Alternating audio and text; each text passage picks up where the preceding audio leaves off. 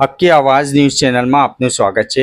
સાવલી તાલુકાના રામિયા ગામના આવેલ જીબી સબ સ્ટેશનમાંથી છેલ્લા 4-5 દિવસથી સપ્લાય ન્યુટ્રલ ફેઝ આવવાથી ગામની અંદર વીજ ધારક લોકોના ઘરોમાં ફ્રીજ, ટીવી, પંખાને નુકસાન થતાં પ્રજાને ભોગવવું પડે છે। જ્યારે રજૂઆત કરતા જીબીના અધિકારીઓ આવે છે અને જોઈને જતા રહે છે, પણ કોઈ સંતોષકારક જવાબ આપતા નથી। અગાઉ 3 દિવસ પહેલા ગ્રામજનો દ્વારા રાનિયા જીબીના અધિકારીને રજૂઆત કરવા ગયા હતા, ત્યારે અધિકારીઓ દ્વારા અલગ અલગ જવાબ આપવામાં આવ્યા હતા, જેથી ગ્રામજનો ઉશ્કેરાઈ ગયા હતા। વાડિયા બસ સ્ટેન્ડ આગળ ખુલ્લા મેદાન નવીન ટ્રાન્સફોર્મર લગાવવામાં આવેલા હતું કે કોઈ ફ્યુઝ ના લગાવવાના કારણે આજે સવારે એક વાસણવાળાની દુકાને શોર્ટ સર્કિટને કારણે આગ લાગતા ગ્રામજનોના તોરાએ વાસણવાળાની દુકાનનું તાળું તોડી આગને કાબૂ લેવામાં આવ્યા હતા।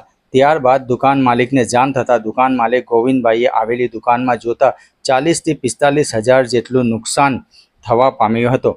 તેઓ દુકાનના માલિકે જણાવ્યું હતું, હવે પછી કોઈ નુકસાન થશે તો તેની જવાબદારી કોણ લેશે, જીબી કે એમસીવીસીએલ, તેમ જાણવા મળ્યું હતું।